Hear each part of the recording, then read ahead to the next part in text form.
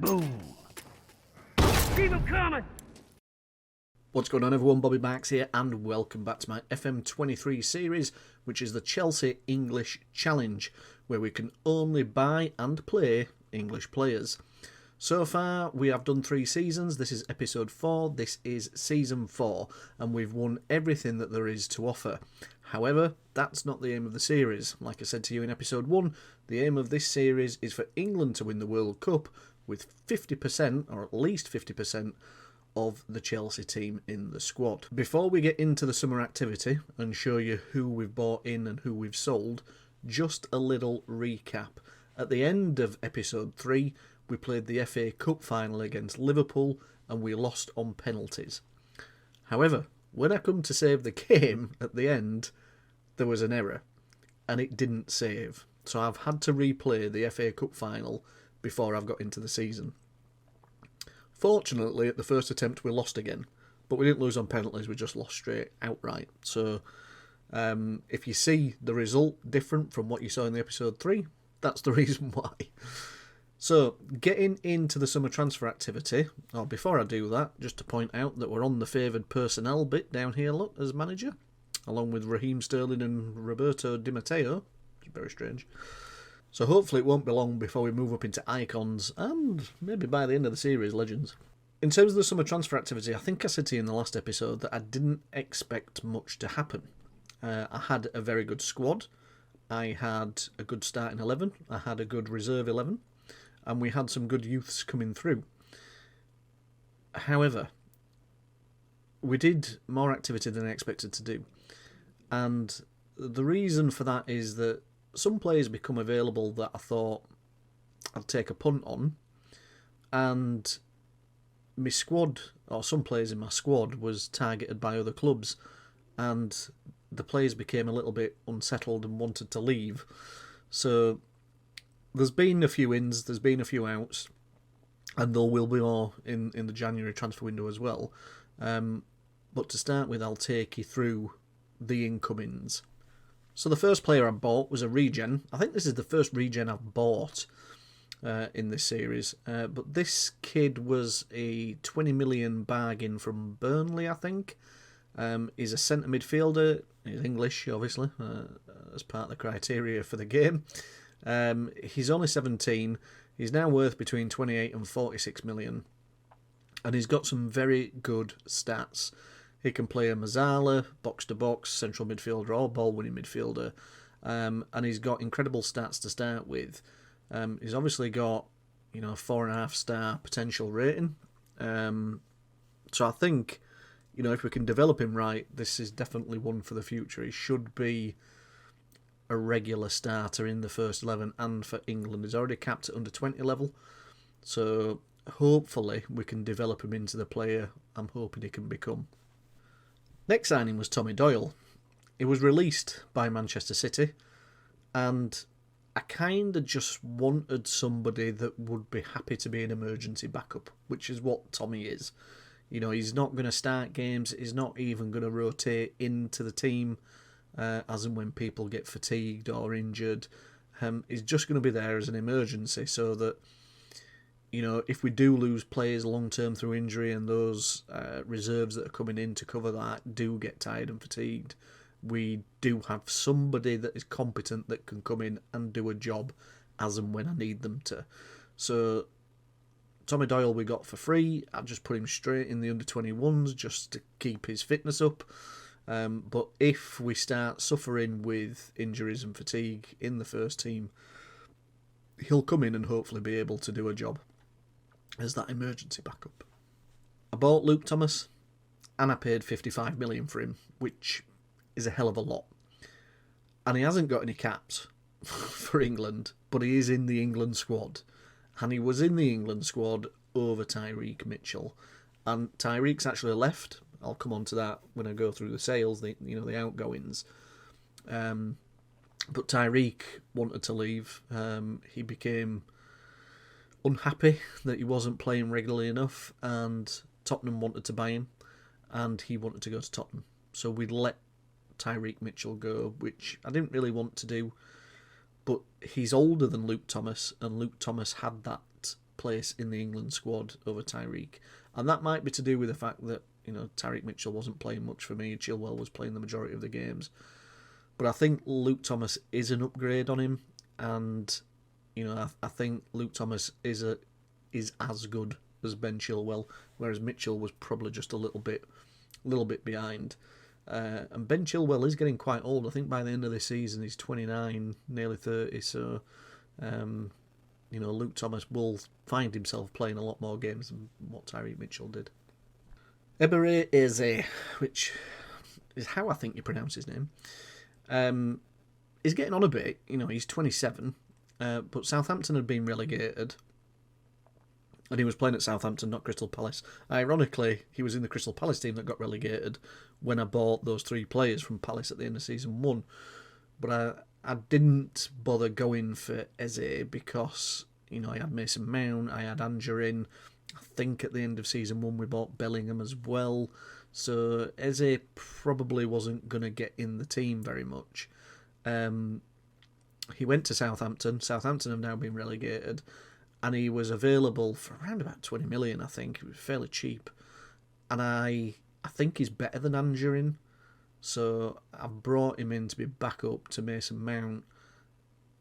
But he's actually pretty damn good. And there's times throughout the season when I play both him and Mason Mount. Just because of, how good they're both playing and the average ratings of both. So I think he's a bit of a bargain. He's probably not going to get many England caps now given his age, but you never know. So here's Tyreek Mitchell. He went out. I got 30 million for him, so, I've kind of spent 25 million on Luke Thomas. And Tyreek had got a couple of England caps, but I think he got them while he was at Crystal Palace. I don't think he's got them while he's been with me. So I think he already had them before I bought him. He's only played 21 games for me across the 2 seasons, which isn't a great deal. Raheem Sterling's gone. He's gone to PSG, which is where all the ex-Chelsea players seem to go. The reason why I let him go, 2 reasons really. One is his age. He's 30. So his physicals were going to start decreasing over the next year or 2. The second reason is that he was paid an extortionate amount of money compared to the rest of the squad. So he was paid £350,000 a week, and the next highest earner behind him is Reece James on £250,000 a week, and then I think Reece is out there on his own. The next nearest after that's £200,000 a week. So Raheem Sterling was paid a hell of a lot more than the other players in the squad, and Reece James is the captain. Hence probably why he's on a little bit more than the rest of the squad. But yeah, I didn't get much for it. I think it was about 55 million. Let's have a quick look. Yeah, 55 million. Now, he's been great for me as Sterling. And we probably need some quality to come in on that left wing. So I showed you at the end of the last episode, we've got a very good youngster in Tariq Goodridge that's come through on the left-hand side. And I think, in a year, 2-3 years or something like that, he'll probably be the first choice left winger. But we're going to need to buy somebody to replace Raheem Sterling. We do have Callum Hudson-Odoi, but he's just Hudson-Odoi is nowhere near first team level. He's a good backup, a good deputy, but he's not first team material as far as I'm concerned. So I bought him Marcus Rashford. He's his last summer signing. Cost me 90 million.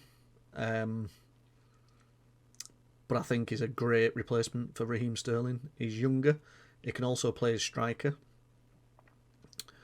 And, it doesn't start very good at all, to be honest. I spend 90 million on him. I've let Sterling go. I'll bring Rashford in. Cost me a lot of money to do that.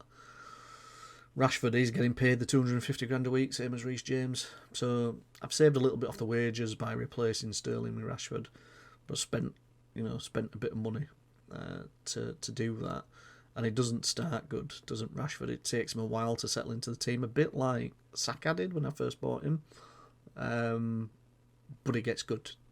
Second half of the season is good. So it works out. Now, this was a tough decision. This was a very tough decision, and this is another reason why I brought Rashford in, because Rashford can play left wing and striker, so I can have him as a first choice left winger, and I can have him as a deputy striker if Tammy Abraham gets injured. I didn't really want to let Calvert-Lewin go, but Real Madrid came in for him, and they wanted him. They really pushed for him, and they paid 78 million for him. And when I bought him for 50, I was like, that's a lot of money for Calvert-Lewin. And he's done good, don't get me wrong, 8 in 18 and then 12 in 16. That's 20 goals over 34 appearances. It's not a bad return. But then when somebody's going to offer me 78 million for him, he's 28, he is in the England squad, he is getting England caps.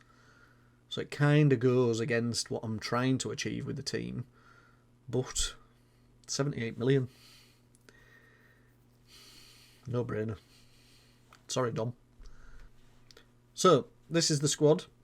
Henderson and Ramsdale, Tomori, Guhe, Stones, who we bought in the January transfer window last season. Chalobah, Reece James, Livramento, Luke Thomas, Ben Chilwell, Ward-Prowse, Bellingham, Hudson-Odoi, Chamberlain, Conor Gallagher, Andrin, Elise, Rashford, Mount, Eze, Saka, Jude Soonsup Bell I brought into the first team squad. Tariq Goodridge, he's the left winger that came through the youth team. Oh, fantastic stats. I just love him. And he's actually got a media description of a wonder kid now as well. This kid's going to be insane. Going to be insane. And Tammy Abraham. So we've got a very, very good squad as far as I'm concerned. I think it's a squad that can challenge again for domestic cups, for titles. And we had something exciting happen throughout pre-season. We got to play in the Club World Championship. And apparently Chelsea were the winners of it last time round, which I think is when Thomas Tuchel won the Champions League. I think following that, he then played in the Club World Championships and won that as well.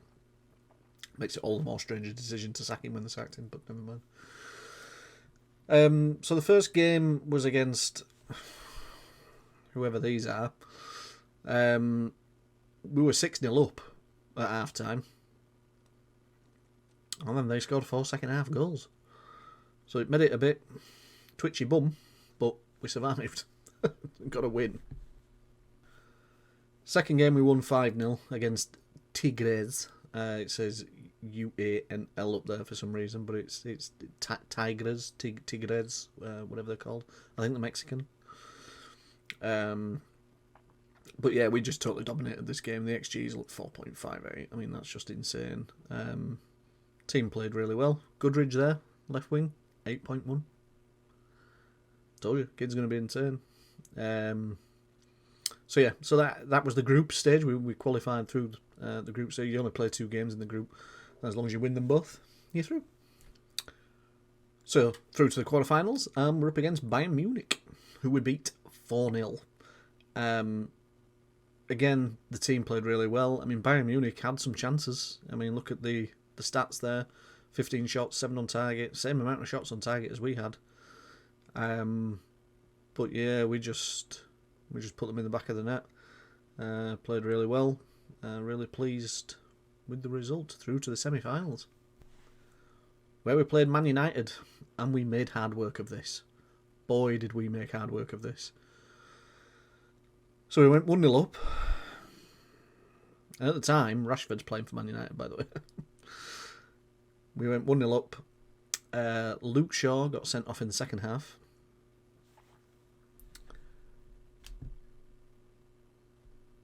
Rashford then, I think that's a goal disallowed, I think.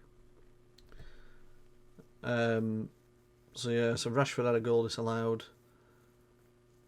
And then Anthony scored in the 71st minute. I mean, we're playing against 10 men.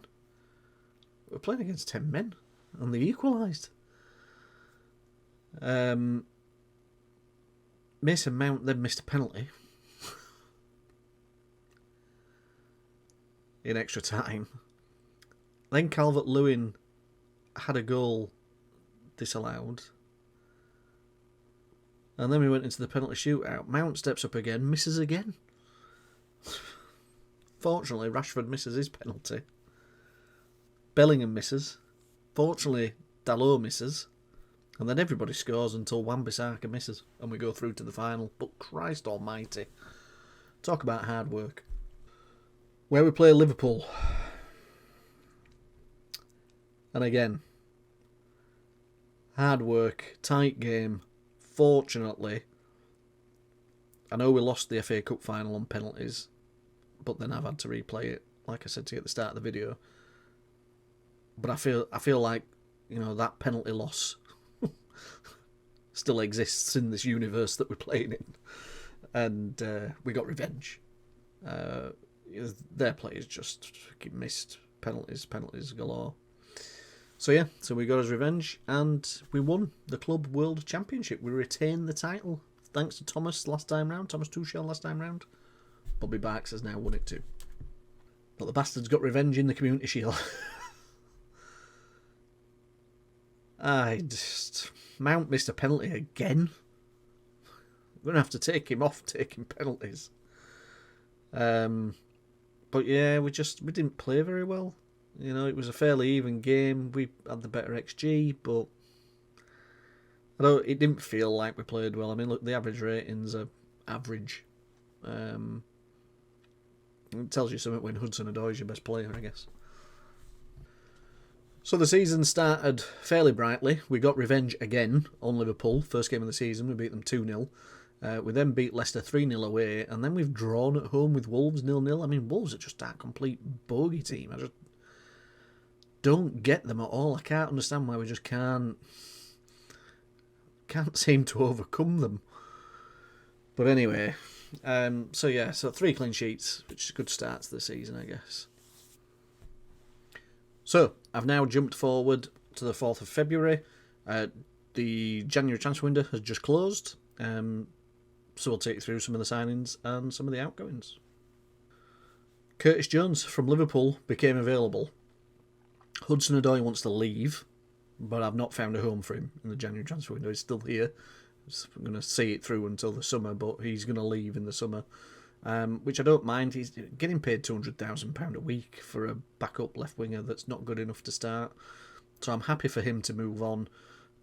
Curtis Jones we brought in, you know, again, he can play multiple positions, and he is an able backup for Marcus Rashford, and I think he's one of them players that can just come in and do a job for us. Only paying him £60,000 a week. Liverpool had him transfer listed. In other saves, I've seen him turn into a worldie, so I think he'll be very good for us. I'm quite pleased with that signing at that cheap from a rival as well. I spent the majority of my budget on this kid. Now on other saves, he becomes fantastic, and he's at 19 now, so he really needs to start playing next season. I need to give him a lot of first team opportunities next season. I can't give him much this season because he's played for 2 teams already, so he's actually ineligible for the entirety of the rest of the season. So he's just in the under-21s, but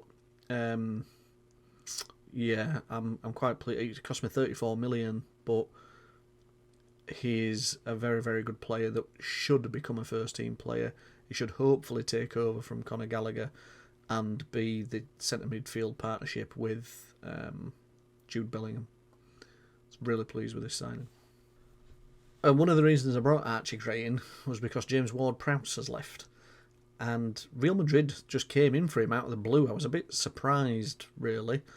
I wasn't expecting to sell him. I wasn't expecting anyone to come in for him, particularly Real Madrid. I mean, he doesn't play regularly in my team. He's had 35 appearances across 2 seasons. Only got 3 goals. I think he's had quite a few assists, to be fair of him. But, yeah, Real Madrid came in and off he went. This one hurt a bit, to be honest. Leipzig came in for him and he wanted to go. He's not the first choice keeper in my club. if you were thinking about this in real life, he'd want to go to try and make sure that he was cementing his place in the England squad. There's a World Cup, ironically, at the end of this season, and he, in real life would want to make sure he was playing to still be in the World Cup squad. So I kind of get it for the realism part. He's taken a pay cut. I think I'm paying some of his wages. He was another one, though, that was on like £200,000 a week for a backup. So it's not bad to get him off the books. I've got Ted Curd, who's... his English is a fantastic backup, a very good keeper on the game. So he'll just play deputy to Aaron Ramsdale. And to be honest, it's not like the goalkeepers get tired. It's only if he gets injured that I need to make sure somebody can come in and do a job. And I think Ted Curd can do that. So if Ramsdale ends up with a significant long-term injury, we might need to think about what we're going to do. But yeah, he might as well have gone. So when the bid came in, off he went. So, how we fared in the competitions? Not great. We lost to Southampton in the League Cup final last season. They got relegated. We drew them at home in the third round. Revenge was to be mine. Oh, no. No, not at all. Ex-Southampton boy James Ward-Prowse missed his penalty. And Southampton beat us. Unbelievable. Third round of the FA Cup, though, and we're through. 5-2 win away at Charlton, and now we've got to go to Derby. I'm comfortable we'll get through that round as well, but, not too bad. The Champions League was tough.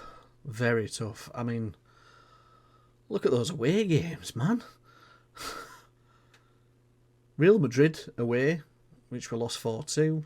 We then beat Real Sociedad 2-0 at home, which was a good result considering the last time we played them last season. We ended up with a draw at home. We then got Fiorentina away, which, to be honest, are a team we should be beating, or at least picking up a point against, but we lost 2-1 there, gutting. We then had PSV away, so I'm panicking, thinking, well, if we can't beat Fiorentina, what we're going to be like against PSV? Fortunately, we won 1-0. And then playing the other Dutch giants, Ajax, at home, who we've not fared very well against in previous Champions League games in previous seasons. But we won that. We then got Dortmund away, which I'm thinking, Jesus Christ, how many of these big teams can you play away from home? Fortunately, we got a 2-0 win away there. And then when I saw that we were playing the Romanians and the Ukrainians at home in the next two games, I felt a little bit better. And I relaxed the team a little bit, played some backup players just to give them some game time, and rest some of the first teamers. So yeah, it was tough, but we got through.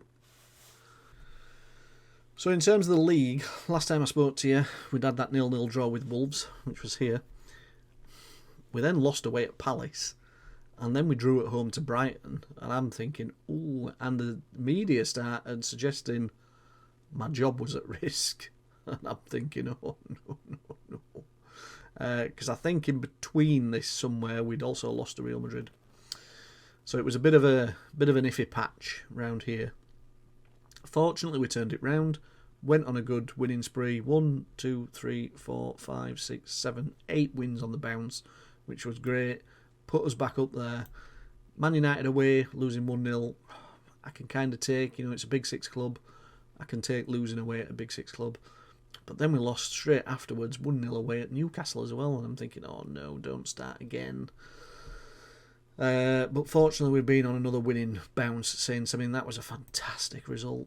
8-0 against Stoke. Stoke have just come up this season, I think. But fantastic 8-0 win. And that just set the tone a little bit then, going forward. West Brom again, I think, have just come up. But that was a good 6-0 win. I mean, that's kind of a reserve team. I know Jude's played there. I played Job at the side of him, who, 8.6, 2 goals. Jude and Job, brothers in arms, playing together in centre midfield. Going really well. And then a 2-0 win at home to Leeds. That'll be a tricky game, but see how it goes. So here we are at the end of the season. We've got one game left to play in the league. The eagle eyes of you will see at the top of the screen I am first, but I will show you how that looks. Marcus Rashford, by the way, is on favoured personnel. Had a good season.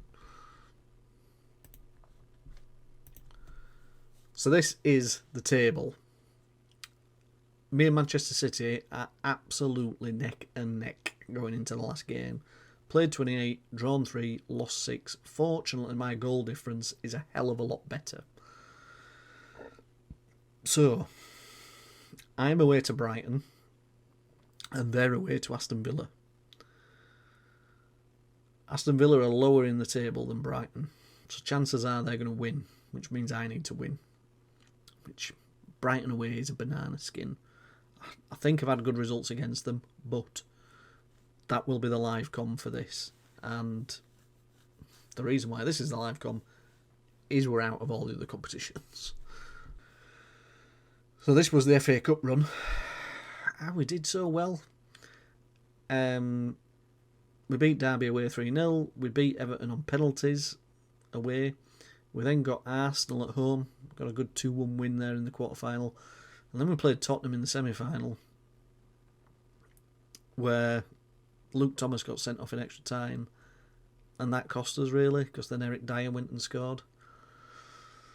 Made it 4-3, which, you know, if we'd have gone to penalties, we'd have had a chance, I guess. But it was back and forth. I didn't have the best team out. It was a point in that I don't know what happens when you get to like April time in this game. You get to April and everyone's tired.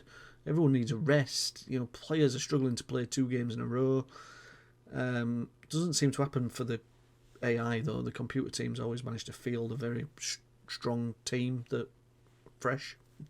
But I don't know. My teams, whatever team I am, whatever save I'm playing, you get to April and they're just tired. They just can't play 2 games in a row. Champions League. Fucking Liverpool.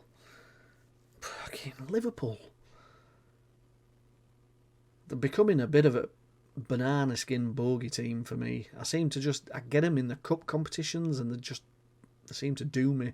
I know I won the Club World Championships against them in that final, but every other time they seem to just get the better of me. Steven Gerrard's the manager there, and he's doing a fantastic job, to be fair to him. So this is the team going into the final game against Brighton. We need to win. As long as we win the game, we've won the league. If we draw, we need Man City to drop points too. Otherwise, it will be a trophyless season. Well, Club World Championship I'm going to count, but, you know, it would be disappointing not to win something. Hopefully we do. So, here we are for the final game. Let me just slow these down a bit for you, just so you get to enjoy them a little bit more, because I'm a bit faster when I'm playing on my own. It's not looking good. Brighton are starting brighter. Oh my God. 10 minutes in and we're behind.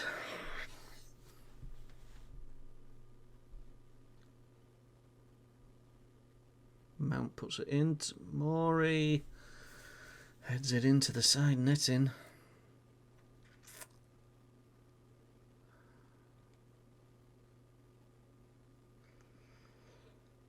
Come on, boys. There's not a lot happening, is there?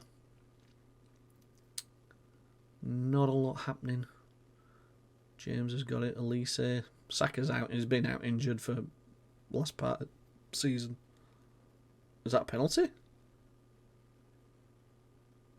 I don't think I've changed Mason Mount. I think Mason Mount's still on penalty taking duties, by the way. I did say we're going to change it.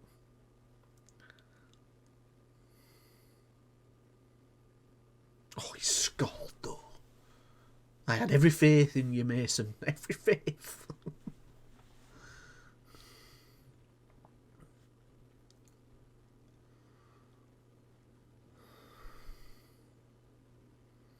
Yeah, Saka's been out injured for a while. Elise as well.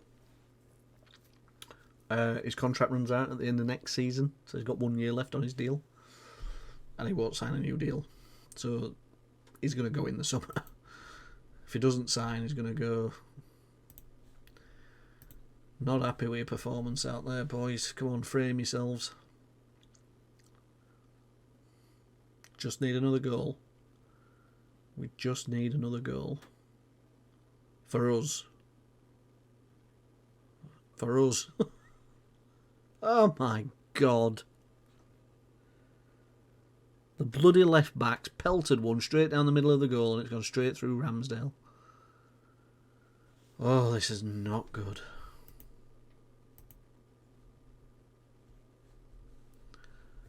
Oh no. Oh. Well done. That's it. Nice play. Elise over to Goodridge. Through to Mount. Rashford. He's chipped the keeper. We'll take that. 2-2. We're back in this. Come on.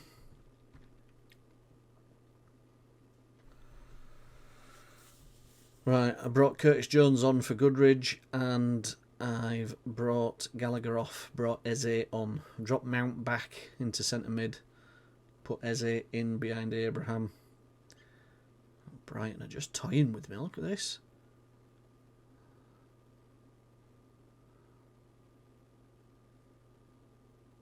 Oh my God, I swear to God if they score from this. Look at this play. He was offside. Thank God for that. He hit the post, but Jesus Christ. That was beautiful football from them. Okay, let's get some encouragement. Throw shouting out. Come on. No. That's it. Well done. No, Eze, no. Oh my God. 2-2. Oh no. Come on, we need another goal. Oh, Chalobah's missed.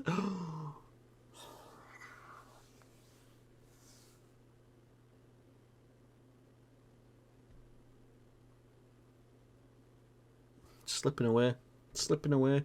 Can fit.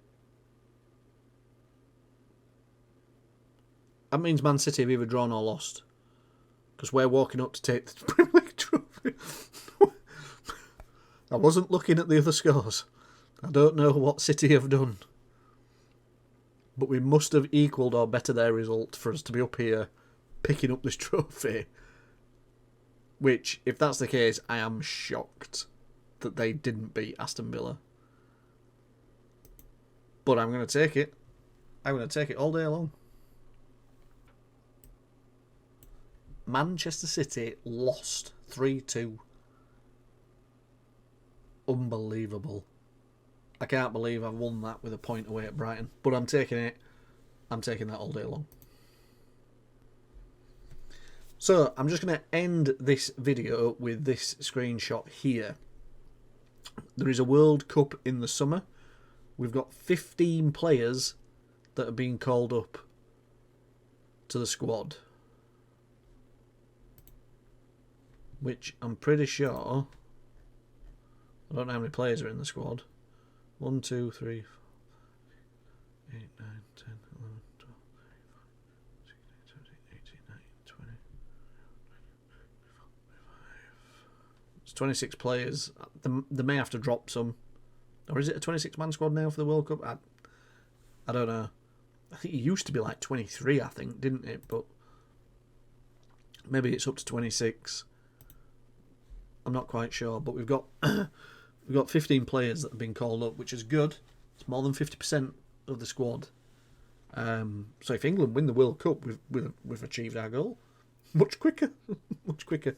Roberto Mancini is the England manager. If he loses his job, if he doesn't win the World Cup and he leaves or whatever, I'm going to apply for it. And then I'll be the England manager. And I'll be able to call up the Chelsea players that deserve to be there. I mean, most of those players really deserve to be there. They've been fantastic for me. I mean, Tezgel. Jesus Christ, Tezgel's been called up. He's out on loan. I mean, look at him now, though. He's turning into a good striker. And he's been, ironically, at Brighton. 6 goals in 19 appearances. and that's just the Premier League. So yeah, he's done well. And he's got an England call up. There's somebody missing. Kane. I know Kane was injured when I played against Tottenham. Yeah, Kane's not in the squad. Will still be injured. Unlucky. Right, that's everything from me in this video. Thanks for watching. Thank you again for your support. Really, really enjoying making this series. Really enjoying playing FM and putting it on YouTube for you guys to watch. We're getting quite a lot of views. I really appreciate the views. Really appreciate any comments that you want to leave. Please hit the thumbs up. Subscribe if you're not subscribed. Blah, blah, blah, blah. You know the drill. But all in all, just really appreciate that view. Thanks for watching, and hopefully we'll see you in the next one. Bye for now.